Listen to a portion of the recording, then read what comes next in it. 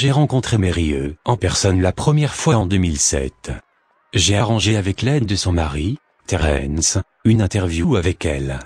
Mary a d'abord accepté, car je n'étais pas un journaliste mais un écrivain amateur, qui cherchait des informations pour une thèse scolaire sur, si tout se passait bien, quelques histoires imaginaires. On avait planifié l'interview, pour un week-end particulier, quand j'étais à Chicago, sur des affaires qui n'avaient rien à voir, mais au dernier moment, Mary changea d'avis et s'enferma dans la chambre conjugale, refusant de me parler. Pendant une demi-heure, je m'étais assis avec Terence près de la porte de la chambre, j'écoutais et prenais des notes, pendant qu'il essayait de calmer sa femme. Les choses que Mary disait avaient peu de sens, mais collées au motif que j'imaginais, bien que je ne pouvais la voir, je sentais dans sa voix qu'elle pleurait, et plus souvent que sa volonté de ne pas me parler était centrée sur un détail incohérent de ses rêves, ses cauchemars. Terence s'excusa profondément en renonçant, et je fis de mon mieux pour les rassurer, rappelant que je n'étais pas un reporter, mais juste un jeune curieux en quête d'informations. Cela dit, pensais-je à ce moment, je pouvais peut-être trouver un autre cas, similaire si je trouve les ressources et que je me motive. Mary était une opératrice d'un système de tableaux d'affichage basé sur Chicago en 1992 quand elle vit SMI.jpg la première fois, et sa vie changea à jamais. Elle et Terence n'étaient mariés que depuis 5 mois. Mary était une des 400 personnes estimées qui avaient vu l'image lorsqu'elle a été postée en lien sur un forum, bien qu'elle soit la seule à parler ouvertement de son expérience. Les autres restent anonymes, ou sont probablement morts.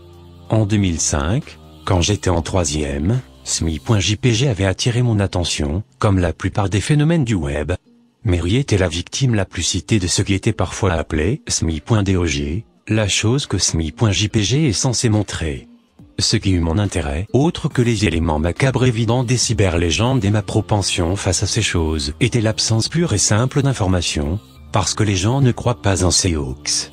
C'est unique parce que, bien que le phénomène se centre sur une simple image, ce fichier est introuvable sur le net. Certains simulacres se baladent sur des sites web, notamment 4chan, en particulier sur le Shine/X/ réservé au paranormal. Il est suspecté que ce soit des fakes, car elles n'ont pas l'effet que SMI.jpg est soupçonné donner, notamment épilepsie temporaire et anxiété accrue. Cette réaction du spectateur est une des raisons qui fait que SMI.jpg est regardé avec tant de dédain, car patentement absurde, mais dépendamment à qui on demande, leur répugnance à connaître l'existence de SMI.jpg peut être simplement une peur inconsciente. SMI.jpg et SMI.dog ne sont mentionnés nulle part sur Wikipédia, bien que le site présente des articles sur d'autres phénomènes similaires, comme les sites Choc Scandale Goz, Hello.jpg ou de Gorlaku. Toute tentative de créer un article sur SMI.jpg est rapidement supprimée par un des admins de Wikipédia. Les rencontres avec SMI.jpg sont des légendes du web. L'histoire de Mary n'est pas unique. Il y a des rumeurs non vérifiées d'apparition de SMI.jpg dans les anciens jours de Usenet, et une histoire plus persistante en 2002 où un hacker a flouté les forums de sites humoristiques et satiriques Something à full avec un déluge d'images SMI.dog, rendant épileptiques presque tous les utilisateurs du forum. Il est dit aussi que courant années 90 secondes, SMI.jpg a circulé sur Usenet en pièces jointes d'une chaîne de lettres avec pour sujet SMI. God love you. Malgré ces histoires, quelques personnes admettent avoir vécu cela, mais aucune trace du fichier ou des liens n'ont été découverts. Ceux qui clament avoir vu SMI.jpg disent souvent qu'ils étaient trop occupés pour avoir pensé à sauvegarder l'image dans leur disque. Cependant, ces victimes ont tous la même description de la photo, une créature en forme de chien, semblable à un husky sibérien, illuminé par le flash de l'appareil photo, assis dans une salle, le seul détail visible de l'arrière-plan étant une main humaine sortant des ténèbres de la salle, sur la gauche de l'image. La main est vide, mais est souvent décrite comme pointant du doigt. Bien sûr, l'attention est majoritairement donnée aux chiens ou créatures chiens, car certaines victimes en sont sûres. Le museau de la bête est figé dans un sourire large, révélant de lignes de dents bien blanches, bien fines, bien acérées, et de forme humaine. C'est, bien sûr, non pas une description donnée directement après visionnage, mais plutôt ce que les victimes s'en souviennent, car elles voyaient l'image se répéter dans leur tête à l'infini alors qu'elles avaient, en fait, une crise épileptique. Ces crises sont rapportées comme interminables, souvent quand la victime dort, résultant à de dérangeants et réalistes cauchemars. Ceux-ci pouvaient être traités par médicaments, bien que certains cas furent plus facilement guéris que d'autres. Mérieux, j'imagine, n'a pas eu de médication effective. C'est pourquoi, après ma visite en 2007, je fis des recherches sur des newsgroups de légendes urbaines, sites web, mailing lists, espérant trouver une victime de SMI.jpg, qui serait intéressée de parler de son histoire. Pendant un temps, rien n'arriva. Un temps si long que je l'avais presque oublié, car j'avais commencé la fac et j'étais assez occupé. Mary me contacta par email, cependant, début mars 2008. Tout, jml@, comme from Marie @ netsubj. Interview du dernier été. Cher Monsieur L, je suis profondément désolé de ce qui s'est passé l'été dernier quand vous êtes venu. J'espère que vous comprenez que ce n'était pas à cause de vous, mais plutôt mes problèmes, qui m'ont conduit à agir ainsi. J'ai réalisé que je pouvais contrôler décemment la situation. Cependant, j'espère que vous me pardonnerez. À ce moment, j'avais peur. Pendant 15 ans je suis hanté par SMI.jpg. SMI.dog vient dans mes rêves toutes les nuits. Je sais que ça semble idiot, mais c'est vrai. Ces rêves apparaissent dans une qualité incroyable, des cauchemars qui sont plus réalistes que les rêves réalistes que j'ai déjà eus. Je ne bouge pas, je n'avance pas. Je regarde simplement droit devant, et la seule chose devant moi est cette horrible scène de l'image. Je vois la main qui pointe, et je vois SMI.dog. Il me parle. J'ai pensé longtemps à mes options. Je pourrais le montrer à un étranger, un collègue. Même à Terence, tant que l'idée m'en dégoûte. Qu'arriverait-il alors? Si SMI.dog garde ces mots, je peux dormir. Mais, s'il a menti, que devrais-je faire? Et qui dit quelque chose de pire, ne viendrait pas pour moi si je fais ce que la créature me demande? Alors, je n'ai rien fait pendant 15 ans, bien que j'ai gardé la disquette cachée dans mes affaires. Toutes les nuits depuis 15 ans SMI.dog vient dans mon sommeil et me demande de répandre le mot. Pendant 15 ans je suis restée forte, bien qu'il y ait eu des moments difficiles. Bien des victimes du forum où j'allais et qui ont vu SMI.jpg ont arrêté de poster. J'ai entendu dire que certains s'étaient donné la mort. Les autres gardent le silence, disparaissant de la surface du web. Ils sont ceux dont je m'inquiète le plus. J'espère sincèrement que vous me pardonnerez, Monsieur L, mais l'été dernier quand vous nous aviez contacté pour l'interview j'étais sur le point de lâcher. Je me fiche si SMI.dog ment ou pas.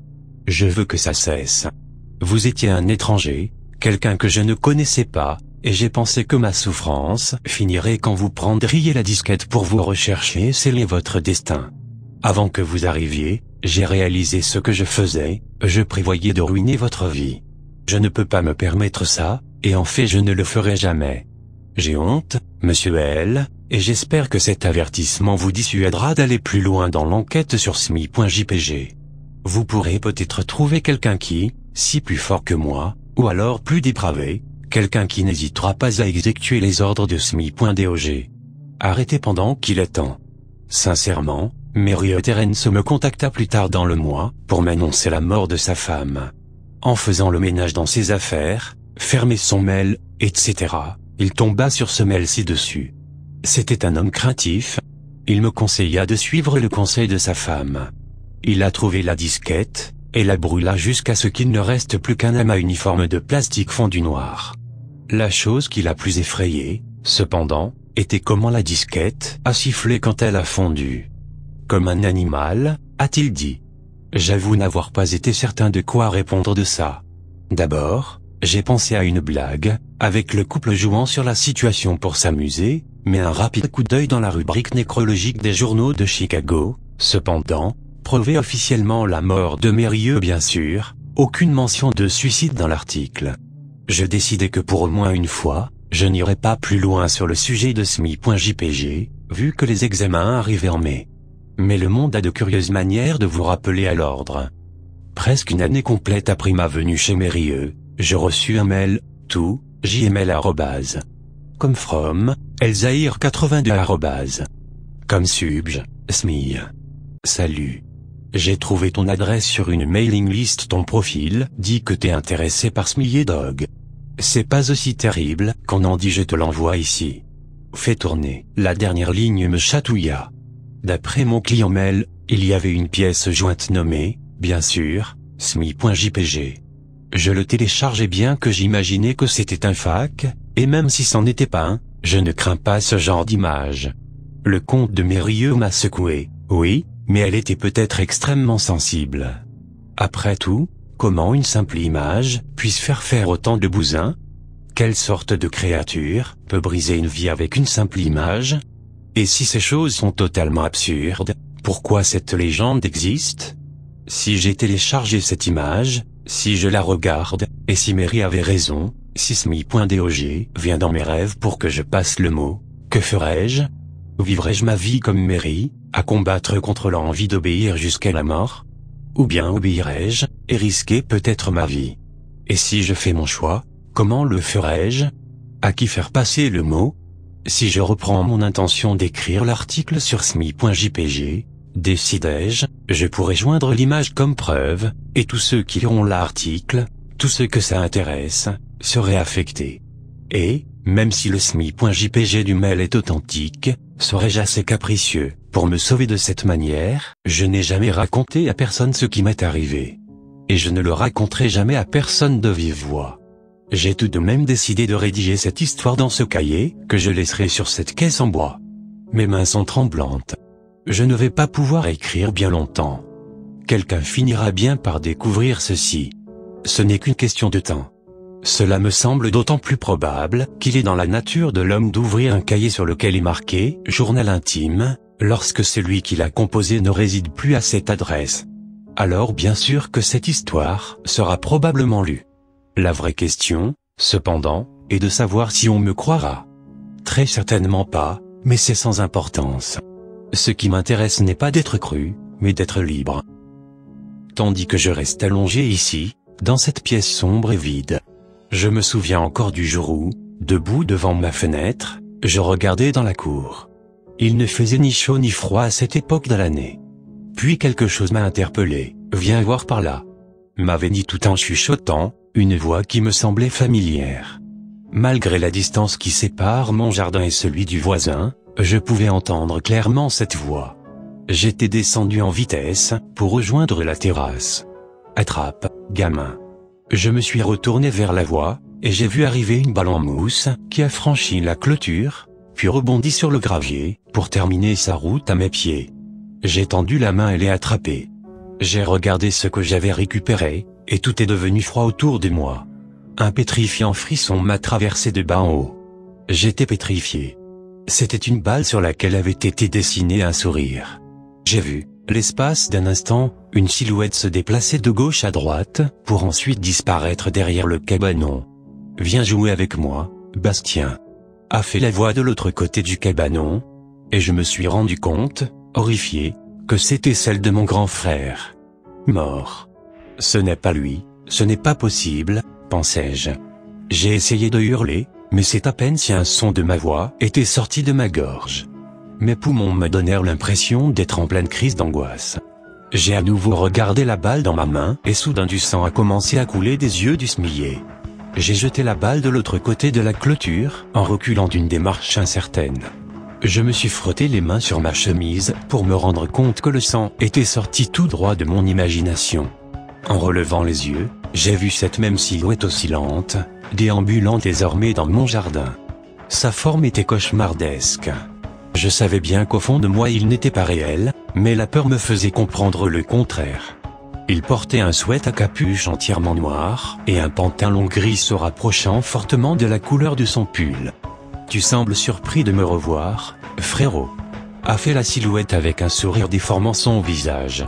J'ai remarqué à ses côtés la présence d'une toute autre silhouette, qui était bien plus imposante que la première. C'était une ombre, je ne pouvais pas distinguer son visage ou ses vêtements, mais seulement l'obscurité qui la formait.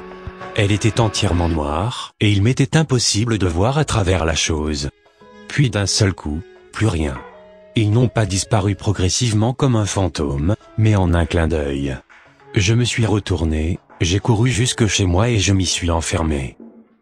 À peu près 1 an plus tard, ça avait recommencé alors que je venais seulement d'apprendre à ne plus penser à ce qui s'était passé.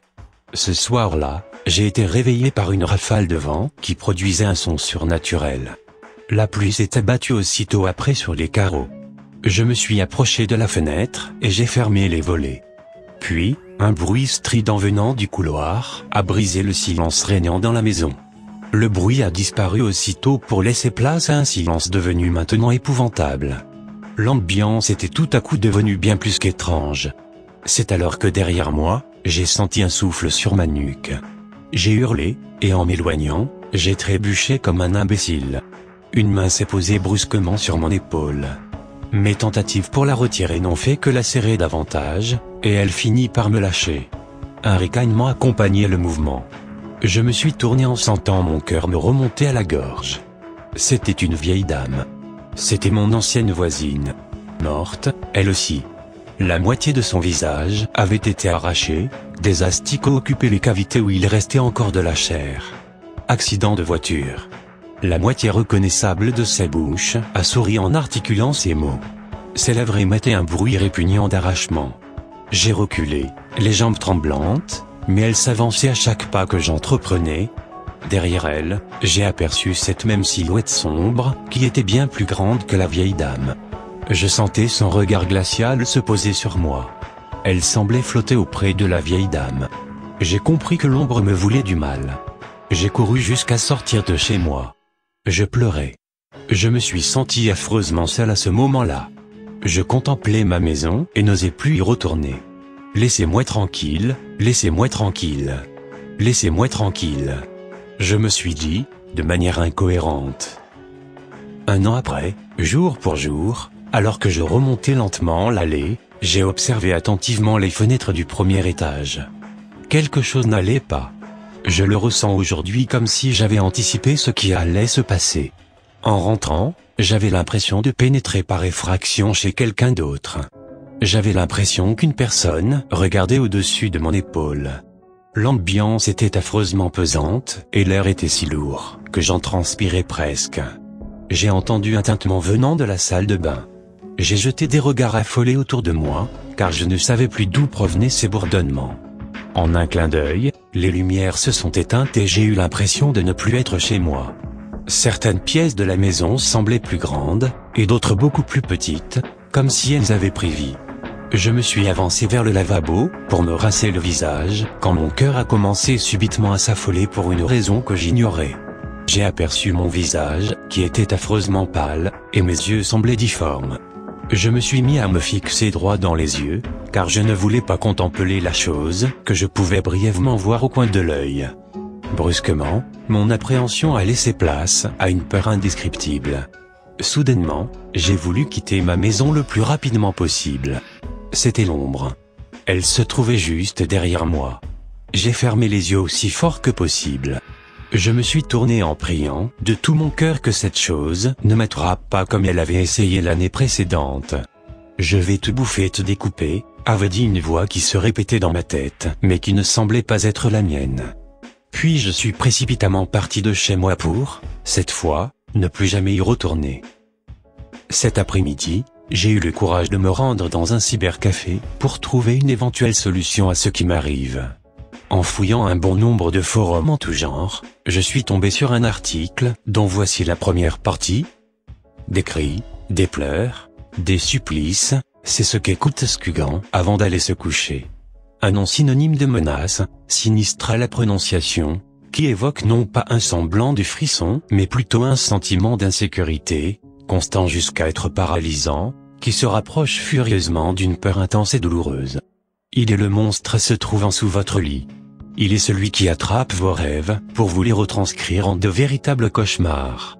Il est cette pilule de trop qu'un dépressif aurait avalée. Ses pensées sont mauvaises, sombres et sadiques. Il est celui qui provoquera votre sommeil éternel. D'après l'extrait d'un journal local datant de l'année 1997. La description donnée dans plusieurs témoignages évoquant cette chose est similaire à celle que j'ai rencontrée. Je ne sais plus quoi faire. Je ne sais plus quoi penser. J'en rigole nerveusement tellement je trouve tout ça invraisemblable. Peut-être qu'après tout, je suis moi-même victime d'hallucinations comme plusieurs sceptiques le répétaient dans les forums. Je me sens oppressé par un étrange sentiment d'être pris au piège. Je ressens des tiraillements dans tout le corps. J'arrête d'écrire, je n'en peux plus. Je vais essayer de me reposer afin de continuer plus tard. Une disparition inquiétante. C'était 2 jours après la rédaction de la journée du jeudi 17 septembre 2009. Dans la région de Lille, une famille est en panique. Elle découvre qu'un de leurs proches n'est pas chez lui et ne répond à aucun appel. Avant de contacter les autorités, ils ont décidé de contacter ses amis, car la petite famille se disait simplement qu'il devait passer son temps libre chez eux durant le week-end. Tous ses amis affirmèrent par la suite ne pas l'avoir plus vu depuis un long moment, mais qu'il donnait tout de même des nouvelles expliquant que tout allait bien pour lui. Le père du jeune homme décida de pénétrer chez lui et ce qu'il y découvrit lui fit comprendre que quelque chose n'allait pas. La maison du disparu comportait une odeur de moisissure. Il aurait même cru que la maison avait été abandonnée depuis des années tant la saleté avait envahi les lieux. En effet, le jeune homme ne s'était pas rendu chez lui depuis la dernière rencontre avec l'ombre noire. Le soir même, il signala donc à la police que son fils semblait avoir disparu. Aujourd'hui nous sommes en 2014. Depuis le 19 septembre 2009, Christopher n'a jamais été retrouvé. C'est la première fois qu'une personne est portée disparue après avoir vraisemblablement rencontré Scugan. Une menace hors du commun. En faisant d'autres recherches au sujet de Scugan, j'ai trouvé sur internet la suite de l'article dont Christopher, l'auteur du journal intime, avait rédigé la première partie avant d'être signalé disparu par ses proches. L'article ne parle pas d'une simple entité inhumaine comme par exemple Satan, mais d'une chose bien plus compliquée qu'il y paraît. En réalité, selon plusieurs cultures, Scugan ne serait pas une seule et même entité. L'ombre serait en quelque sorte un corps comportant un nombre incalculable d'esprits maléfiques, tous réunis dans cette même créature. Justement, l'article se termine en révélant que Scugan serait quelque chose de bien plus menaçant que ce que l'on nomme le diable. Je cite, « Le diable peut être repoussé. Nous pouvons même le chasser d'un corps. Il est même possible de le forcer à épargner une victime avant que cela n'empire. Maintenant, admettons que Scugan possède quelqu'un. L'exorciste serait incapable de faire quoi que ce soit. C'est comme si on envoyait un soldat combattre seul contre toute la population d'un pays. » Dans les nombreux commentaires de la copie de l'article du journal local datant de 1997, une personne argumentait sur le fait que Scugan était bien plus dangereux que le diable en expliquant qu'une équipe d'enquêteurs consacrés au domaine du paranormal l'avait justement prouvé. Et, en fouillant différents sites internet à la recherche de cette fameuse preuve, j'ai pu tomber sur les informations que j'attendais. Wikills Deville était le seul PVE que l'équipe avait pu enregistrer durant l'enquête dans la maison de Christopher. L'un des enquêteurs avait posé de nombreuses questions jusqu'à demander s'ils avaient affaire au diable en personne.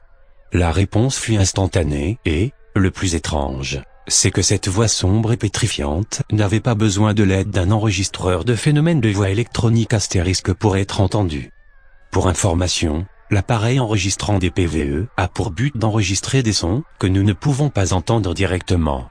La manifestation de Scugan ne s'est pas fait attendre, puisque des cris effroyables provenant de ce que les enquêteurs supposaient être les victimes de l'ombre noire se faisaient entendre partout dans la maison, jusqu'à ce que l'une d'entre elles chuchote très distinctement à l'un des membres de l'équipe, « Is coming ». Soudainement, la totalité de leurs appareils électroniques succomba à une baisse subite de leur batterie. Ils étaient alors plongés dans le noir et l'atmosphère leur devenait insupportable. Ils ont donc décidé de quitter aussitôt les lieux, même si l'enquête venait seulement de débuter. L'épisode de cette émission consacrée au paranormal n'a quant à lui jamais été diffusé, mais l'enquêteur principal en a parlé plusieurs fois durant quelques interviews. Le visiteur de la nuit. Beaucoup de personnes le surnomment l'ombre noire. Sur Internet, il est possible de trouver un nombre incroyable de témoignages mentionnant son nom. Ils sont tous similaires entre eux. Toutes les personnes qui en ont été témoins se sont réveillées au beau milieu de la nuit, et ont distingué cette ombre noire semblable au Scugan les observer, jusqu'à parfois devenir agressif, procurant une peur intense à la personne, sans pour autant la tuer froidement. Et cela pouvait se reproduire plusieurs nuits d'affilée. Ce phénomène n'arrive pas qu'en France, ça vise vraisemblablement le monde entier. Je me suis permis de me procurer 3 différents témoignages situés dans 3 différents pays du monde. L'ombre noire était en face de moi et essayait de m'étouffer en appuyant ses mains sur ma poitrine. Ensuite, Elle s'est penchée sur le côté de mon lit et je pouvais l'entendre me parler, ou du moins marmonner des choses incompréhensibles. J'ai eu très peur. Je me suis renseigné sur ce sujet et après conclusion, pour moi, ce n'était pas qu'une simple paralysie du sommeil. Nicolas, France. 2013, il y a 2 semaines environ, en me réveillant vers 6 heures du matin, je me suis tourné dans mon lit et j'ai vu, penché au-dessus de moi, la silhouette d'un individu. Il était sombre. Je voyais les contours de cet être, je voyais ses formes. L'ensemble de son corps était noir, opaque. C'est assez difficile à décrire. Par la suite, j'ai courageusement levé la tête pour voir son visage mais il n'en avait pas. Havana, Angleterre. 2007, une nuit, ma petite sœur s'est réveillée à cause d'une voix angoissante qui l'appelait vers le portail. Elle s'est levée et est alors allée voir, mais il n'y avait personne. Elle s'est alors dit qu'il s'agissait d'un rêve, puis elle s'est recouchée. La nuit suivante, elle a senti une odeur nauséabonde que seule elle pouvait sentir. Elle est partie se coucher et, aux aurores, elle fut de nouveau réveillée par cette voix horrifiante qui l'appelait par son prénom. Elle s'est levée, a ouvert la fenêtre, et a assisté, terrorisée, à une de ces apparitions. En face d'elle, une sorte d'ombre noire, forme humaine, sans visage. L'ombre s'est approchée d'elle pour lui arracher son collier, qui comportait une croix. L'entité lui aurait ensuite chuchoté à l'oreille, « Dieu vous a abandonné, tu ne le savais pas ?» Elle a crié si fort que tout le monde s'est réveillé dans la maison. William, Amérique du Sud. 2002. Avant de terminer, je tenais personnellement à conseiller à tout lecteur de cet article de ne pas chercher à entrer en contact avec la chose. Que ce soit par le biais de la planche de Ouija, à l'aide d'un appareil enregistrant des PVE ou n'importe quel autre moyen. Ce n'est pas un jeu, bien au contraire. Ici on ne parle pas seulement d'une entité inhumaine, mais justement de plusieurs, d'entre elles réparties dans le même corps. Imaginez ce que pourraient être ces pensées. Eddie, je ne serai en aucun cas responsable de ce qui pourrait vous arriver si vous êtes amené à l'invoquer. C'est d'ailleurs la raison pour laquelle je suis resté anonyme tout le long de l'article. Mais sachez que je vous aurais prévenu quoi qu'il arrive.